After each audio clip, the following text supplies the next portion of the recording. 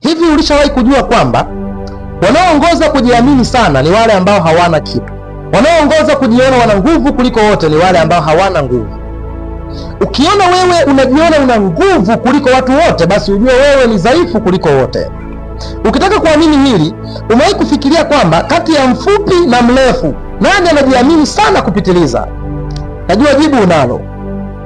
Ukimchukua mtu ambaye hana gari, hajawahi miliki gari kabisa, anatamani kumiliki gari lakini hana uwezo wa kumiliki gari.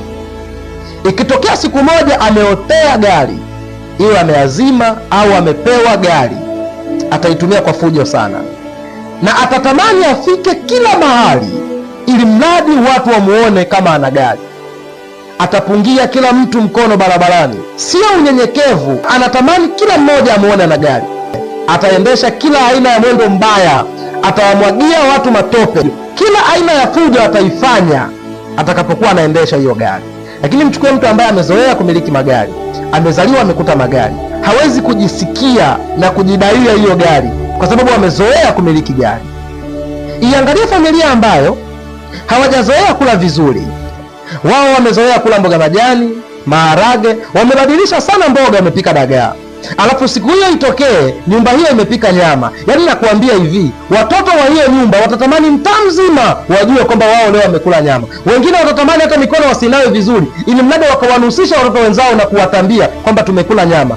Nakuambia hivi, hao watoto watatamani watoke na vipande vya nyama mkononi na mifuko wameweka mdomoni, ili wakawaonyesha watoto wenzao kwamba wamekula nyama. Lakini angalia zile nyumba ambazo zimezoea, wao wamezoea kula nyama, wanaweza wakapika nyama na hata mtaani watu wasijue kwamba wao wamepika nyama. Mwangalia mtu ambaye hajazoea kuvaa vizuri, hana nguo nyingi nzuri, siku hiyo akaotea nguo, iwe ameazima nguo au amepewa nguo. Yaani nakwambia huyu mtu barabarani hata mwendo atabadilisha, atajipitisha kwa kila mtu ili mradi tu watu wajue kwamba leo amevaa nguo mpya, leo amependeza. Mwangalia mtu mwingine ambaye hajazoea kusafiri kwa usafiri wa ndege au kwa usafiri wowote ule wa kifahari.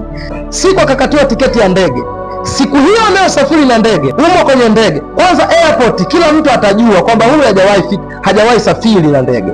Akiwa ndani ya ndege, kila mtu atajua huyu ndio mara yake ya kwanza kupanda ndege. Atapiga picha kila mahali ili mradi watu wajue kwamba leo yeye anapanda ndege. Lakini mwangalie mtu ambaye amezoea kusafiri kwa ndege, amezoea kusafiri kwa usafiri wa kifahari, anaweza kasafiri kwa ndege hata ndugu zake wasijue, rafiki zake wasijue kwamba yeye amesafiri kwa ndege. Ukiona unajiamini kupitiliza, unajiona una nguvu kuliko wote, basi ujue wewe ni dhaifu kuliko wote. Ukiona unajiona una vitu vingi kuliko wengine, ujue wewe hauna kitu.